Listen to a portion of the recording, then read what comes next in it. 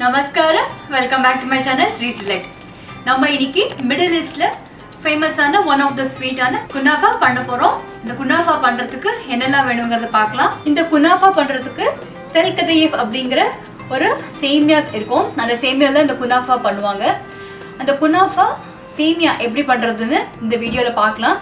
இது வந்து மேக்ஸிமம் எல்லா இடத்துலயும் இந்த சேமியா கிடைக்கும், குனாஃபா டவ் கிடைக்கும். இது கிடைக்காதவங்களுக்கு வீட்டில் எப்படி பண்ணிக்கலாங்கிறதுக்காக இந்த வீடியோ. ஸோ நம்ம இந்த வீடியோவில் அந்த சேமியா எப்படி பண்ணலாங்கிறத பார்க்கலாம். நம்ம அடுத்த வர வீடியோவில் ப்ராப்பர் குனாஃபா எப்படி பண்ணலாங்கிறத பார்க்கலாம். இதுதான் அந்த குனாஃபாவுடைய சேமியா. இது நார்மல் நம்ம ரெகுலர் சேமியா மாதிரி இருக்காது. ரொம்ப மெலிசாக, ரொம்ப ஃப்ளிம்ஸியாக, அதே மாதிரி கொஞ்சம் வெட்டாகவே இருக்கும். இப்போது நம்ம இந்த சேமியா வீட்டில் எப்படி பண்ணிக்கலாங்கிறத பார்க்கலாம். இதுக்கு என்னெல்லாம் இன்க்ரீடியன்ஸ் வேணுங்கிறதும் பார்க்கலாம். 1 cup maida, 1/2 cup corn flour, 4 tablespoon sunflower oil, 1/2 teaspoon salt, 1 teaspoon sugar, 1 cup தண்ணி. ஒரு மிக்சிங் ஜாரோ இல்லை பவுல்லையோ இந்த எல்லா இன்க்ரீடியன்ஸும் இதில் போட்டுக்கலாம். Salt, sugar. இந்த ட்ரை இன்க்ரீடியன்ஸோட நம்ம இந்த ஆயிலும் சேர்த்துக்கலாம்.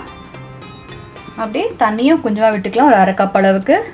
இப்போ ஹேண்ட் பிளெண்டரில் நல்லா பிளெண்ட் பண்ணி விட்டுலாம்.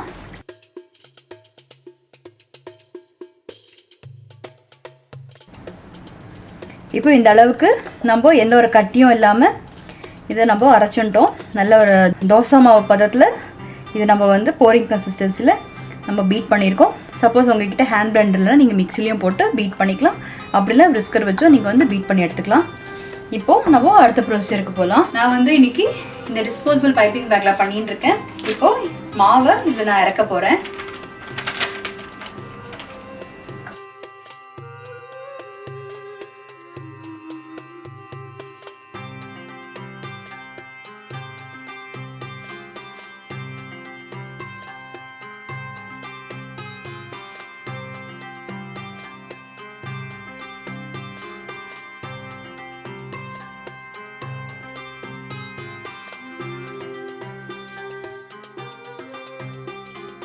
இதை நம்ம ப்ராப்பராக லாக் பண்ணிட்டோம். நம்ம நீட்டாக சீல் பண்ணிட்டோம்.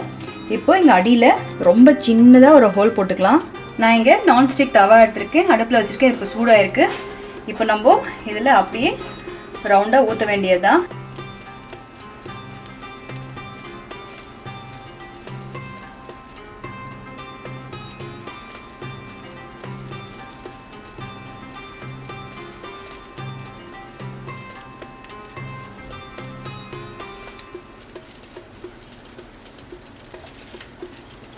இது மாதிரி சுட சுட இருக்க தவால நம்ம புழிஞ்சு எடுத்துட்டு இதை கலர் சேஞ்ச் ஆகாமல் இருக்கும்போதே இப்படி எடுத்துட்டா வந்துடும். நம்ம அப்படியே இதை எடுத்து ஒரு துணியில் கவர் பண்ணி வச்சிடலாம்.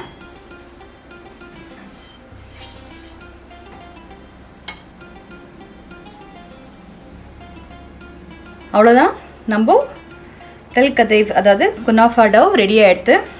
இந்த சேமியா பார்த்தீங்கன்னா நல்லா சாஃப்டாக, நல்ல ஒரு மெலிசான ஒரு ஸ்ட்ரக்சர், நல்ல ஒரு எலாஸ்டிக் டைப்பில் நல்ல சாஃப்டாக இருக்கும். இப்போ இது வந்து நம்ம அப்படியே ஒரு ஏர்டைட் கண்டெய்னரில் மூடி வச்சுட்டு, இது வந்து ரொம்ப நேரம் திறந்து வைக்கக்கூடாது, இல்லைன்னா இது மாதிரி காஞ்சி போய் உடஞ்சிரும். நம்ம எப்போவுமே இது மாதிரி ஒரு துணியில் போட்டு மூடி வச்சிடலாம்.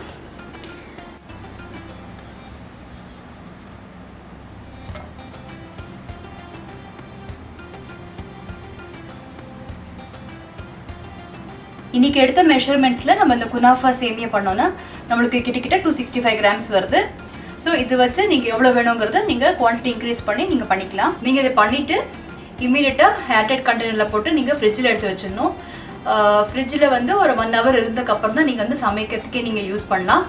அதே மாதிரி ஒரு கண்டெய்னரில் போட்டு ஃப்ரீசரில் எடுத்து வச்சிட்டிங்கன்னா கிட்டத்தட்ட 1 month வரலும் இது லைஃப் இருக்கும். நீங்கள் எப்போ வேணால் அப்போது ஃப்ரிட்ஜிலேருந்து எடுத்து கொஞ்சம் ஒரு ஃபோல்டபுள்ஸ் கண்டிஷன் வரும்போது நீங்கள் அதை வந்து ப்ரிப்பேர் பண்ணிக்கலாம். நம்ம அடுத்த வர வீடியோவில் இந்த குனாஃபா எப்படி பண்ணலாங்கிறத பார்க்கலாம்.